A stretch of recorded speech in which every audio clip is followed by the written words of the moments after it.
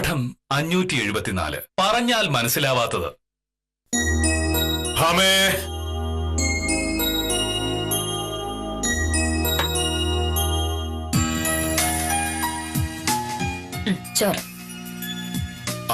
ഞാനിന്ന് വരാൻ കുറച്ച് വൈകും. വൈകിട്ട് ഓഫീസിൽ നിന്ന് ഇറങ്ങിയിട്ട് ആ തിലോത്തമന്റെ ഭൂമി നടക്കാൻ ചെല്ലാമെന്ന് പറഞ്ഞിട്ടുണ്ട്. അളന്നു കഴിയുമ്പോ ഒരു 6 മണിയെങ്കിലും ആവും. കഷ്ടം. രാവിലെ 10 മണി മുതൽ 5 മണി വരെ ആഫീസ് ജോലി. അത് കഴിഞ്ഞാൽ നാട്ടുകാരെ സഹായിക്കാൻ പിന്നെയും 1 മണിക്കൂർ കൂടി. മോഹനേട്ടന്റെ സ്ഥാനത്ത് മറ്റുള്ളവരായിരുന്നെങ്കിലേ സ്ഥാനം വിളക്കുന്നതിന് പൈസ വാങ്ങിച്ചനെ. മോഹനേട്ടൻ പക്ഷെ അതും ചെയ്യില്ലല്ലോ. ഞാൻ സർക്കാർ ശമ്പളം വാങ്ങുന്ന ഒരു ഉദ്യോഗസ്ഥനാണ്. ശമ്പളമല്ലാതെ മറ്റു പ്രതിഫലം ഒന്നും വാങ്ങരുതെന്നാണ് സർക്കാർ ചട്ടം. നാട്ടുകാരുടെ ഭൂമി അളന്നു കൊടുക്കുന്നത് സർക്കാർ ഉദ്യോഗസ്ഥന്റെ ജോലിയല്ലല്ലോ. അളവൊക്കെ പഠിച്ച് വേറെ ഒരുപാട് പേര് നമ്മുടെ നാട്ടിലുണ്ട്. അവരളന്നു കൊടുത്ത് അതിനുള്ള പ്രതിഫലം വാങ്ങട്ടെ. അതല്ലേ അതിന്റെ ഒരു മര്യാദ. ഞാൻ നിർബന്ധിച്ചിട്ടല്ലല്ലോ ആളുകൾ എന്നെ കാണാൻ വരുന്നത്. എന്നെ അവർക്ക് പൂർണ്ണ വിശ്വാസമാണ്. വില്ലേജ് ഓഫീസർ കെ മോഹനേഷൻ സാറാണ് ഭൂമി അളക്കുന്നത് എന്ന് പറഞ്ഞാൽ ആ അളവിൽ ഒരു തെറ്റും വരില്ല എന്ന് നാട്ടുകാർക്കറിയാം. അളക്കാൻ അറിയാവുന്ന ആരളന്നിട്ടുണ്ടെങ്കിലും അളവ് തെറ്റാൻ പോണില്ല. ഇതൊന്നും അല്ലല്ലോ പ്രശ്നം. അളക്കുന്നത് മോഹനേട്ടനാണെങ്കിൽ 10 പൈസ പോലും മുടക്കില്ല. വേറെ ആരെങ്കിലും വിളിച്ചിട്ടുണ്ടെങ്കിൽ കാശ് മുടക്കണ്ടേ. ബുദ്ധിയുള്ള നാട്ടുകാര് മോഹനേട്ടനെ പോലത്തെ 2 വർത്താനം പറഞ്ഞ് വിളിച്ചുകൊണ്ട് പോയി സ്ഥലം അളപ്പിച്ച് കാര്യം നേടും. എല്ലാവർക്കും മോഹനേട്ടനെ വലിയ ബഹുമാനമാണെന്നുള്ള ധാരണയിൽ മോഹനേട്ടൻ കൈ വീശിക്ക് പോരുകയും ചെയ്യും. അങ്ങനെ ആളുകൾക്ക് ഒരു സഹായം ചെയ്തു കൊടുക്കുന്നതുകൊണ്ട് ഒരു നഷ്ടവും വരില്ല എന്ന് വിശ്വസിക്കുന്ന ആളാണ് കെ മോഹനേഷൻ. ആരെങ്കിലും സഹായിച്ചതിന്റെ പേരിൽ പ്രതിഫലം വാങ്ങാനും എന്നെ കിട്ടില്ല. ശരി, ഇതല്ല മോഹനേട്ടന്റെ ഇഷ്ടം. പൈസ വാങ്ങുവോ വാങ്ങാതിരിക്കോ ഒക്കെ ചെയ്യും. ഞാൻ ഇന്നലെ പറഞ്ഞ കാര്യത്തില് ഒരു തീരുമാനം പറഞ്ഞാൽ എന്റെ പ്രശ്നം തീർന്നു. എന്ത് കാര്യം? എനിക്കൊരു പുതിയ മാല വാങ്ങണമെന്ന് ഞാൻ ഇന്നലെ പറഞ്ഞിരുന്നു. അതിലൊരു 40,000 രൂപ മോഹനേട്ടൻ തരണമെന്ന് ഞാൻ പറഞ്ഞിരുന്നു. 40,000 രൂപ മാല വാങ്ങാൻ ഞാൻ തന്നെ മോഹനേട്ടൻ തരും. തന്നില്ലെങ്കിൽ പിന്നെ എന്താ വേണ്ടതെന്ന് എനിക്കറിയാം.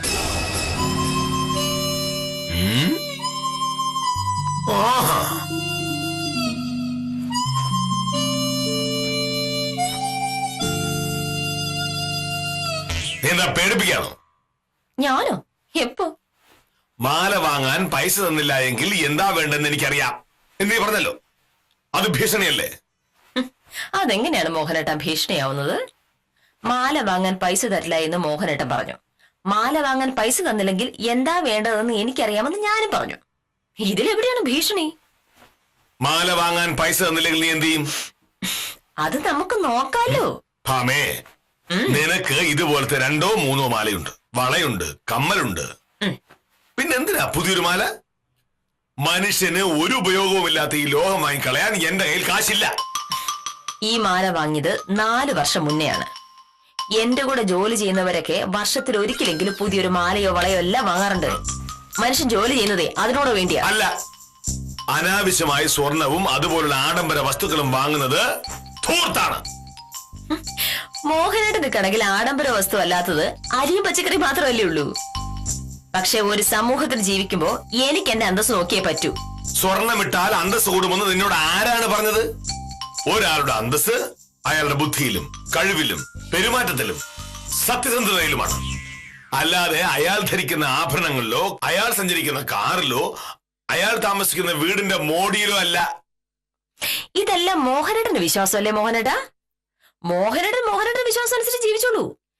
ഞാൻ പറഞ്ഞത് മോഹനേട്ടൻ ഒരു പുതിയ മാല വാങ്ങിയിടണോന്നല്ല, എനിക്ക് ഒരു പുതിയ മാല വാങ്ങണമെന്നാ. മോഹനേട്ടന് പുതിയ മാല വാങ്ങാതിരിക്കാനുള്ള സ്വാതന്ത്ര്യം ഉള്ളതുപോലെ എനിക്ക് പുതിയ മാല വാങ്ങാനുള്ള സ്വാതന്ത്ര്യമുണ്ട്. നീ എന്റെ ഭാര്യയാണ്. അതുകൊണ്ട് നീ എന്ത് വാങ്ങണം, നീ എന്ത് ധരിക്കണം എന്ന് തീരുമാനിക്കുന്ന അവകാശം എനിക്കുണ്ട്. ഒരിക്കലും ഇല്ല. മോഹനേട്ടന് അങ്ങനെ ഒരു ആഗ്രഹം ഉണ്ട് എന്ന് വേണേ പറഞ്ഞോ. ആഗ്രഹങ്ങളല്ല അവകാശങ്ങളല്ലല്ലോ മോഹനേട്ടാ. സാധാരണ സാറിന്റെ ഭാര്യ പുതിയ മാല ഇട്ടുകൊണ്ട് വന്ന അന്ന് മുതൽ ഞാനും വിചാരിക്കുന്നതാ അതുപോലത്തെ തന്നെ ഒരു മാല വാങ്ങണമെന്ന്. എന്തൊരു ഭംഗി അതിനെന്നറിയാമോ? ഞാനത് വാങ്ങുമെന്ന് പറഞ്ഞാ വാങ്ങിയിരിക്കും.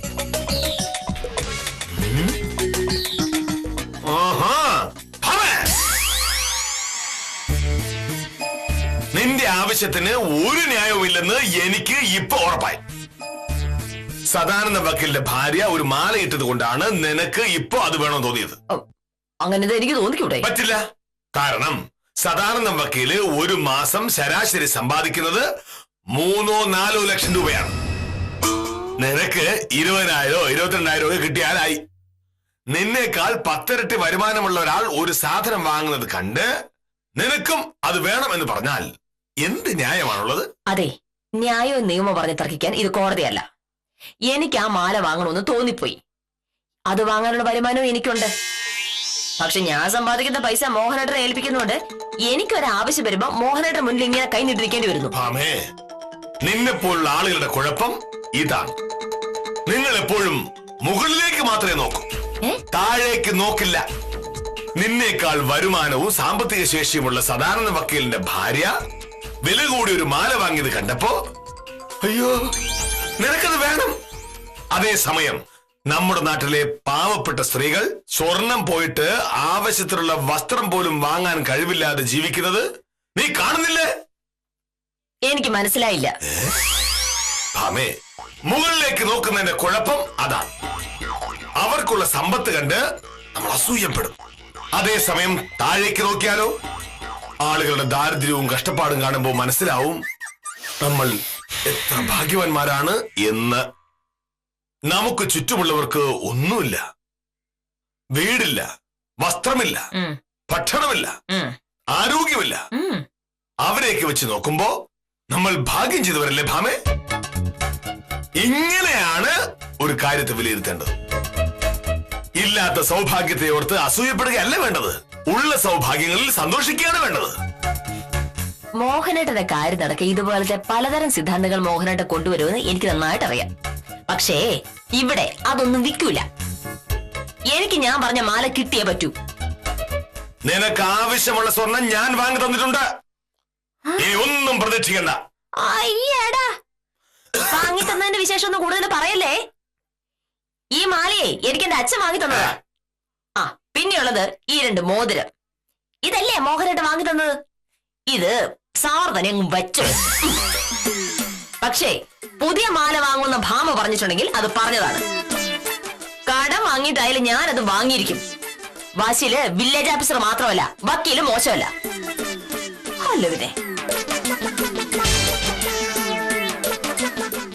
നീ മാല വാങ്ങിയിരിക്കുന്നത് കാണണം. അരി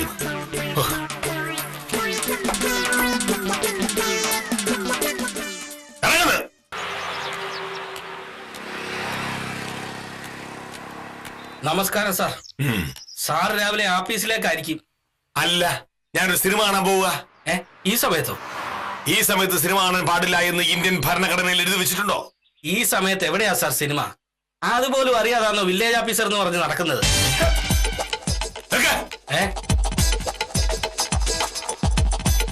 ഞാൻ എല്ലാ ദിവസവും ഈ സമയത്ത് ഇതുവഴി പോകാറുണ്ട് എന്ന് ദാസപ്പൻ അറിയാലോ? അറിയാം. ഞാൻ എന്നും എങ്ങോട്ടാണ് പോകുന്നത്? ആഫീസിലേക്ക്. അപ്പോ ഇന്നും ഞാൻ ആഫീസിലേക്കാണ് പോകുന്നതെന്ന് അറിയാലോ? അതെ. അതായത് ദാസപ്പൻ ഒരു ആവശ്യവുമില്ലാതെ ഞാൻ എങ്ങോട്ടാണ് പോകുന്നതെന്ന് ചോദിച്ചു. ഞാൻ അതിന് മറുപടി പറഞ്ഞപ്പോ ദാസപ്പൻ പറയുന്നു സിനിമ കാണാനുള്ള സമയം പോലും അറിയാത്ത ആളാണ് ഞാൻ എന്ന്. ദാസപ്പൻ ചോദിച്ച ഒരാവശ്യമില്ലാത്ത ഒരു ചോദ്യത്തിന്റെ പേരിൽ ഞാൻ തെറ്റുകാരനായി. മേലിൽ എന്നെ കാണുമ്പോ ഇമ്മാതിരി അനാവശ്യമായ ചോദ്യം ചോദിക്കരുത്.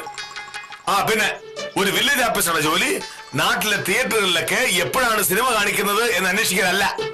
മനസ്സിലായോ? ഇത് മുഴുത്ത വട്ട് തന്നെ. പറ്റില്ല. അഹങ്കാരി.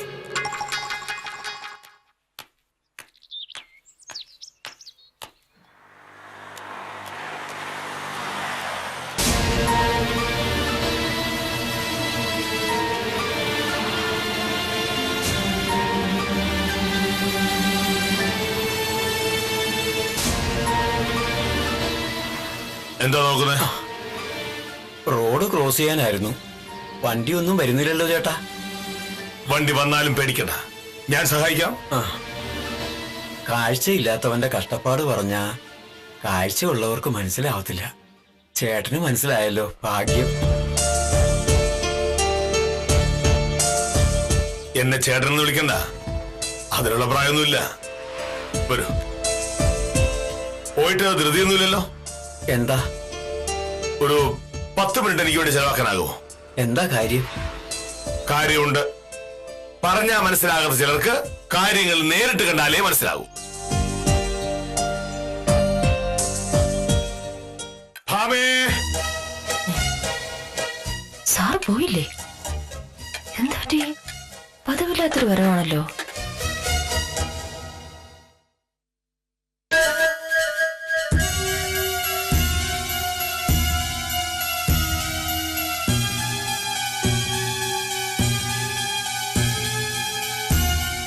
എന്താ മോനേട്ടാ? ഇതാരാ? ഇത് ദാമോദരൻ ചേട്ടൻ.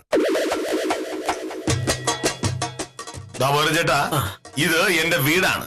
ആ, ഇപ്പോ നമ്മളോട് സംസാരിച്ചുകൊണ്ട് നിൽക്കുന്നത് എന്റെ ഭാര്യയാണ്, സത്യഭാമ. നമസ്കാരം. എനിക്ക് ശബ്ദമേ കേൾക്കാൻ പറ്റൂ, കാണാൻ പറ്റില്ല.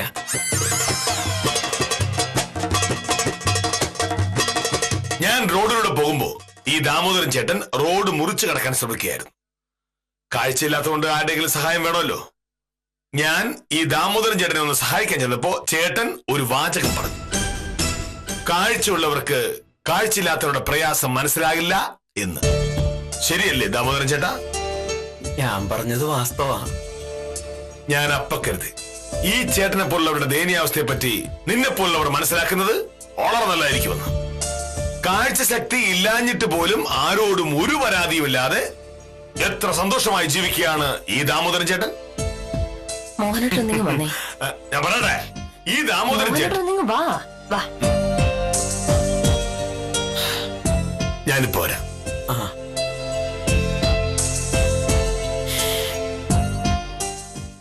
എന്താണ് സാറിന്റെ ഉദ്ദേശം? എന്ത്? ആ പാവ മനുഷ്യൻ ഇങ്ങോട്ട് വിളിച്ചോണ്ട് വന്ന എന്തിനാണോ എന്ന്. നിന്നെ പോലുള്ള ആളുകൾക്ക് ഒരു കുഴപ്പമുണ്ട്. ഒരു കാര്യം പറഞ്ഞാൽ മനസ്സിലാവില്ല, നേരിട്ട് കാണിച്ച് മനസ്സിലാക്കി തരണം. എന്ന് വെച്ചാ? നമ്മുടെ നാട്ടിൽ കഷ്ടപ്പാടും ദുരിതങ്ങളും അനുഭവിക്കുന്ന ഒരുപാട് പേരുണ്ട് എന്ന് ഞാൻ കുറച്ചു മുമ്പ് നിന്നോട് പറഞ്ഞിരുന്നു. അപ്പോ നിനക്കത് മനസ്സിലായി. നീ ആ മനുഷ്യനെ കണ്ടോ? അയാൾക്ക് കാഴ്ചയില്ല. ഈ ലോകത്തിന്റെ ഒരു ഭംഗിയും കാണാൻ അയാൾക്ക് പറ്റില്ല. അയാളുടെ അച്ഛനെയോ അമ്മയെയോ അയാൾ കണ്ടിട്ടുണ്ടാവില്ല. അയാൾക്കൊരു ഭാര്യ ഉണ്ടെങ്കിൽ അവരെയും അയാൾ കണ്ടിട്ടുണ്ടാവില്ല. ജീവിതത്തിൽ നമ്മൾ പ്രിയപ്പെട്ടത് എന്ന് കരുതുന്ന ഒന്നും അയാൾ കണ്ടിട്ടേയില്ല. അതുകൊണ്ട് അയാളോട് നമ്മൾ ചോദിക്കുകയാണെന്ന് കരുതുക, ഒരു സ്വർണ്ണമാല നിങ്ങൾക്ക് വേണോ എന്ന്. അയാൾ എന്ത് പറയും? വേണ്ട, സ്വർണത്തിന്റെ ഭംഗി കാണാൻ എനിക്ക് കാഴ്ചയില്ലല്ലോ എന്ന്. ജീവിതത്തിലെ ഏറ്റവും വലിയ മോഹം എന്താണ് എന്ന് നിന്നോട് ചോദിച്ചാൽ നീ പറയുമായിരിക്കും, സാധാരണ വക്കീലിന്റെ ഭാര്യ വാങ്ങിച്ച പോലൊരു മാല ആണായിരുന്നു എന്ന്. പക്ഷേ അപ്പുറത്തേക്കുന്ന ആ സാധുവിന് വേണ്ടത് അയാളുടെ പ്രിയപ്പെട്ടവരെ കാണാനുള്ള കാഴ്ചയാണ്. ഭാമേ, മറ്റുള്ളവർക്കുള്ളതിനേക്കാൾ ഒരുപാട് സമ്പാദ്യമുള്ളവരാണ് നമ്മൾ. അത് കാണാതെ ഇല്ലാത്ത കാര്യങ്ങളുടെ പിന്നാലെ പോകുന്ന ഈ സ്വഭാവം നിർത്തണമെന്ന് നിന്നോട് പറയാനാണ് ഞാൻ അയാളെ വിളിച്ചോണ്ട് 2 പവന്റെ മാലയേക്കാൾ വലുതാണ് കാഴ്ച എന്ന മഹാഭാഗ്യം. സദാനന്ദ വക്കീലിന്റെ ഭാര്യയുടെ അത്രയും ഭാഗ്യമില്ല എന്ന് നീ കരുതരുത്. ആ പാവം മനുഷ്യനേക്കാൾ ഭാഗ്യം നിനക്കുണ്ടല്ലോ എന്നാണ് കരുതേണ്ടത്. ഹോ, ഞാൻ ഇറങ്ങുന്നത്.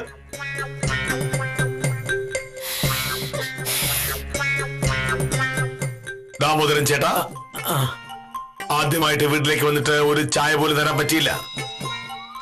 ഒട്ടും പ്രതീക്ഷിക്കാത്തൊരു വരവായിരുന്നല്ലോ. എന്തായാലും ദാമോദരൻ ചേട്ടൻ വന്നതിൽ വളരെ സന്തോഷമുണ്ട്. നമുക്കറിയാലോ? ആ, ഇറങ്ങാം. സാറിന്റെ ഭാര്യ ഇവിടെ ഇല്ലേ? ആ, ഉണ്ട്. അവളെല്ലാം കാണുന്നുണ്ട്. ചേട്ടനെ പോലുള്ളവരുടെ പ്രയാസങ്ങൾ അവൾ മനസ്സിലായി കഴിഞ്ഞു. തലയ്ക്ക് സുഖമില്ലാണ്ടായ പിന്നെ എന്താ ചെയ്യാ? എന്റെ വിധി. എന്താ പറഞ്ഞത്? ഒന്നുമില്ല, നമുക്കിറങ്ങാം. നീ പറഞ്ഞുള്ള മറുപടി ഞാൻ തിരിച്ചു വന്നിട്ട് പറയാം. ദാമോദരൻ ചേട്ടനെ വിട്ടിട്ട് ഞാൻ മടങ്ങി വരും. കരുതിയിരുന്നു. ഇറങ്ങാൻ ചേട്ടാ, നടന്നോളൂ, വളരെ സൂക്ഷിച്ച്.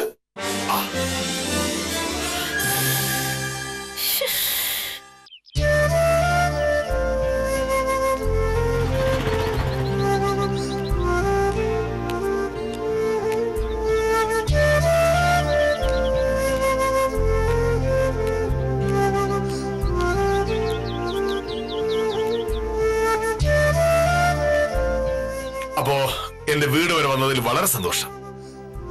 താങ്കൾ വന്നതുകൊണ്ട് എനിക്കൊരു കാര്യം തെളിയിക്കാൻ പറ്റി. തലയ്ക്ക് സുഖമില്ലാത്തോണ്ടാ ഞാൻ ചെന്നതെന്ന് സാറിന്റെ ഭാര്യ കരുതി കാണും. അവരത് പറയുകയും ചെയ്തല്ലോ. പക്ഷെ സാറിന്റെ തലയ്ക്കല്ല പ്രശ്നം, കണ്ണിനാ. അത് അവൾ താങ്കളെ പറ്റിയല്ല പറഞ്ഞത്, എന്നെ പറ്റിയാ. അതിനുള്ള മറുപടി ഞാൻ വെച്ചിട്ടുണ്ട്. അപ്പൊ ശരി. ചായ കുടിക്കാൻ എന്തെങ്കിലും തന്നിരുന്നെങ്കിൽ.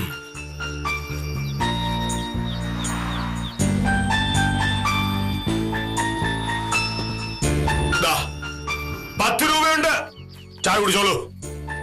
വലിയ ഉപകാരം. സാറൊരു നല്ല മനുഷ്യനാ. എത്രയും പെട്ടെന്ന് സാറിന് പ്രമോഷൻ കിട്ടി തഹസീൽദാരാവട്ടെ. അപ്പൊ ശരി. തുളസി,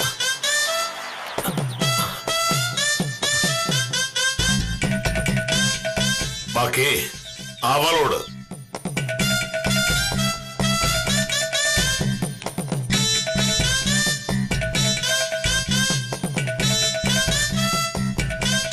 അമ്മേ, നീ എന്താ പറഞ്ഞത്? എനിക്ക് തലയ്ക്ക് സുഖമില്ലെന്നോ? ഞാൻ പറഞ്ഞത് ഒരു കാര്യമാണെന്ന് മനസ്സിലായപ്പോൾ തോൽവി സമ്മതിക്കാൻ മടിച്ച് എനിക്ക് വട്ടാണെന്ന് പറയുന്നു. നിന്നെ പോലുള്ള വിവരദോഷികൾ പണ്ടേ ഇങ്ങനെയാ. സത്യം പറയുന്നവന് ഭ്രാന്താണ് എന്ന് പറഞ്ഞുകളെ. ഞാൻ പറഞ്ഞതാണോ മോഹനേട്ട കുറ്റം? വെറുതെ വഴിയിലൂടെ പോയൊരു മനുഷ്യൻ, അതും കാഴ്ചശക്തി ഇല്ലാത്ത ഒരു സാധു, എന്നെ തോപ്പിക്കാനായി ആ പാവത്തിനെ വിളിച്ച് ഇവിടെ വരെ കൊണ്ടിരുന്നതിനെ ഭ്രാന്തെന്നല്ലാതെ പിന്നെ എന്താ ഞാൻ പറയുന്നത്? ഞാൻ പറച്ചിലിനേക്കാൾ പ്രവൃത്തിയിൽ വിശ്വസിക്കുന്ന ഒരാളാണ്. അതുകൊണ്ട് തന്നെ ഇന്ന് രാവിലെ ഞാൻ പറഞ്ഞ കാര്യങ്ങൾ നിന്നെ പ്രവൃത്തിയിലൂടെ ബോധ്യപ്പെടുത്താൻ ശ്രമിക്കുകയായിരുന്നു ഞാൻ. ഇങ്ങനെ ഒരാവശ്യമില്ലാത്ത കാര്യങ്ങൾ പ്രവൃത്തിയിലൂടെ ബോധ്യപ്പെടുത്താൻ ശ്രമിക്കുന്നതിനെയാണ് നമ്മുടെ നാട്ടിൽ ഭ്രാന്ത് എന്ന് പറയുന്നത്.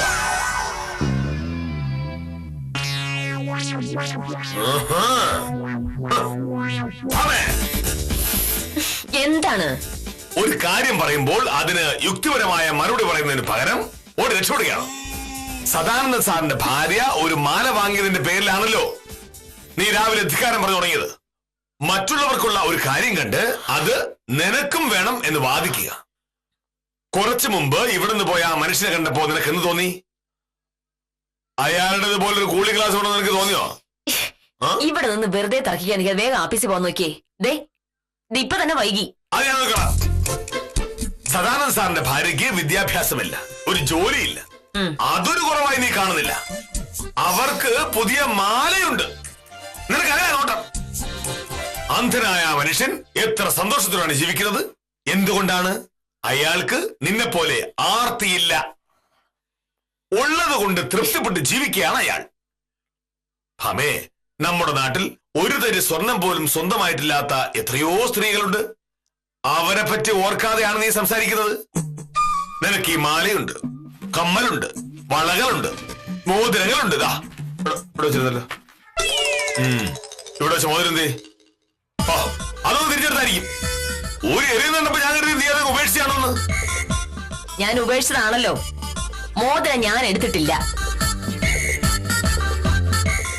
ഇവിടെ ഇവിടെ ഞാൻ വെച്ചത്. മോനട്ടാ, ഞാൻ എടുത്തിട്ടില്ലാന്ന് പറഞ്ഞ് എടുത്തിട്ടില്ലേ? മോനയുടെ ഭാഗ്യം അങ്ങനെ കാണും. ഞാൻ ഇവിടെ വെച്ചാണല്ലോ. വെറുതെ കള്ളം പറയല്ലേ. ഞാനെന്തിനാ മോനയുടെ വെറുതെ കള്ളം പറയണേ? സത്യമായിട്ട് ഞാൻ എടുത്തിട്ടില്ലേ? 2 മോതിരോട് 1.5 പവനുണ്ടേ. 19,000 രൂപയുടെ സാധനം. അതെവിടെ? ഞാൻ എടുത്തില്ല. പിന്നെ അതെവിടെ പോയി? ഞാൻ ഇവിടെ തന്നെയാ വെച്ചത്. മോഹനന്റെ പോയതിനു ശേഷം ഞാൻ ഈ ഭാഗത്തേക്ക് വന്നിട്ട് കൂടിയില്ല. ഈശ്വര, അതെവിടെ പോയി? വക്കീലേ, ഉത്തമൻ, നീ നോക്കുന്നത്. അയ്യോ, സാർ ഇവിടെ ഉണ്ടായിരുന്ന? ഞാൻ വിചാരിച്ചു സാർ ഇറങ്ങി കാണുമെന്ന്. ഞാൻ ഇറങ്ങിപ്പോയോ എന്നറിയാൻ വേണ്ടി വന്നാണോ? അതല്ല സാർ, ഒരു ഭയങ്കര സംഭവം ഉണ്ടായി. കേട്ടിട്ട് ആദ്യം ഞാൻ വിശ്വസിച്ചില്ല. എന്നാലും വക്കീലിനോടൊന്ന് ചോദിച്ചു ഉറപ്പാക്കാന്ന് വിചാരിച്ചു. എന്താ ഉത്തമ? വക്കീലിന്റെ സ്വർണം വല്ലതും കാണാതെ പോയ? ഉത്തമൻ എങ്ങനെ അറിഞ്ഞു? അപ്പൊ സ്വർണം പോയി. 2 മോതിരം. അതെ. എന്റെ പൊന്ന് സാറെ, അവ ആദ്യം പറഞ്ഞപ്പോ ഞാൻ വിശ്വസിച്ചില്ല. ആര്? തൊമ്മിക്കുട്ടി ഭയങ്കര കളനാണ്. ഓരോ ദിവസം ഓരോ രൂപത്തിൽ ഇറങ്ങി ആളുകളെ പറ്റിക്കും. കണ്ണു കാണാൻ വയ്യാത്ത ആളായിട്ട് അഭിനയിക്കുന്നതാണ് അവന്റെ മാസ്റ്റർ പീസ്. കണ്ണു കാണാൻ പറ്റാത്ത രീതിയിൽ വഴിയിൽ എവിടെയെങ്കിലും നിൽക്കും. അടുത്ത് വരുന്ന ആളുകളോട് എന്തെങ്കിലും സഹായത ഇങ്ങനെ ചോദിക്കും. ചിലര് കൈ പിടിച്ച് ഇങ്ങനെ റോഡ് ക്രോസ് ചെയ്യാൻ സഹായിക്കും. റോഡിനപ്പുറം ചെല്ലുന്നതിന് മുമ്പ് സഹായിച്ചവന്റെ പോക്കറ്റ് അടിച്ചിരിക്കും ഈ തൊമ്മിക്കുട്ടി. അയ്യോ, എന്റെ 40 രൂപ. ആ, അതുണ്ട്. കുറച്ചു മുമ്പ് കൃഷ്ണൻകുട്ടിയുടെ ചായക്കടയുടെ പിറകിലൂടെ തൊമ്മിക്കുട്ടി പോകുന്നത് കണ്ട് ഓട്ടോറിക്ഷ ഡ്രൈവർ പങ്കജാക്ഷനാണ് സംശയം തോന്നിയത്. ഈ പങ്കജാക്ഷ തൊമ്മിക്കുട്ടി ഇതിനു മുമ്പേ കണ്ടിട്ടുണ്ട്. പങ്കജാക്ഷ ആളെ കൂട്ടി തൊമ്മിക്കുട്ടിയെ പിടിച്ചതോടെ സംഗതി ബഹളമായി. കിട്ടേണ്ടത് നന്നായിട്ട് കിട്ടിയപ്പോ അവന് കണ്ണിന് കാഴ്ച ഉണ്ടെന്ന് സമ്മതിക്കുകയും ചെയ്ത്. പോക്കറ്റിൽ നിന്ന് 2 മോതിരവും കുറെ കാശും കിട്ടി. മോതിരം ഇവിടെ നിന്നാണ് അടിച്ചു മാറ്റിയെന്ന് അവൻ പറയുകയും ചെയ്ത്. ഞാൻ ആദ്യം വിശ്വസിച്ചില്ല. അല്ല, ഈ വീട്ടിൽ കയറി ഒരു സാധനം മോഷ്ടിക്കുക എന്നുള്ള കാര്യം അത്ര എളുപ്പമല്ലെന്നുള്ള കാര്യം എനിക്കറിയാലോ. മോതിരം എന്റെ തന്നെ. അതെന്നിട്ട് എവിടെ ഉത്തമ? പോലീസ് ഒന്ന് തൊമ്മിയെ കൊണ്ടുപോയല്ലോ. ഇനിയിപ്പോ ഈ മോതിരം തൊണ്ടി മുതലാണല്ലോ, കുറച്ച് വ്യവസായം എടുക്കും. എന്നാലും പേടിക്കണ്ട, സാധനം കിട്ടിയല്ലോ. അല്ല, ഇതെങ്ങനെ അവൻ സാധിച്ചെന്നാണ് ഞാൻ ആലോചിക്കുന്നത്. അയ്യോ, അത് അവന്റെ മെടുക്കല്ല ഉത്തമ. പറഞ്ഞാ മനസ്സിലാവാത്ത കാര്യങ്ങൾ പ്രവൃത്തിയിലൂടെ മനസ്സിലാക്കാൻ ഒരാൾ ശ്രമിച്ചപ്പോ സംഭവിച്ചതാ. പറഞ്ഞ അതെനിക്ക് മനസ്സിലായില്ല. ഇത്രയൊക്കെ മനസ്സിലാക്കിയ മതി. പറഞ്ഞല്ലോ, ഇനി സ്ഥലം ഇവിടെ നോക്ക്. അയ്യോ, അത് കൊള്ളാമല്ലോ. ഒരു നല്ല കാര്യം പറഞ്ഞു വന്നപ്പോ ഇങ്ങനെയാണ് സാറേ പെരുമാറുന്നത്. ഉത്തമം എന്ന് പറഞ്ഞില്ലെങ്കിൽ പോലീസാണെന്ന് പറയും. ഉത്തമന്റെ അഹങ്കാരം ഇവിടെ തോന്നുമല്ലോ. കള്ളനെ പിടിച്ചത് ഉത്തമനാണെന്ന്. വെറുതെ ആളാണെന്ന് നോക്കരുത്. എനിക്കിത് തന്നെ വേണം. അപ്പൊ ഞാൻ പോണേ വക്കീലെ. എന്തൊരു ജമ്മോ എന്തോ എന്റെ അമ്മോ. മോഹനേട്ടൻ പറഞ്ഞതാണ് കാര്യം. വെറുതെ ആളാവാൻ നോക്കി ഇങ്ങനെ ഇരിക്കും. വഴിയെ പോയ കള്ളനെ ക്ഷണിച്ച് വീട്ടിൽ കൊണ്ടുവന്ന് മോഷണം നടത്തിച്ച ലോകത്തെ ആദ്യത്തെ ആളായിരിക്കും എന്റെ ഈ മോഹനേട്ടൻ. പറഞ്ഞാ മനസ്സിലാവാത്ത ഇതുപോലത്തെ എത്ര കാര്യങ്ങൾ ഇനി പ്രവൃത്തിയിലൂടെ പഠിക്കേണ്ടി വരും. അതിപ്പോ ഞാൻ നല്ല ഉദ്ദേശത്തോട് ചെയ്തല്ലേ. ചെറിയൊരു അബദ്ധം പറ്റി. അത്രയ്ക്കും ചെറിയ അബദ്ധമായിരുന്നു. 10-30,000 രൂപ ഇപ്പൊ പോയനെ. എന്തായാലും പോയെന്ന് കരുതി 30,000 രൂപ കിട്ടിയതല്ലേ.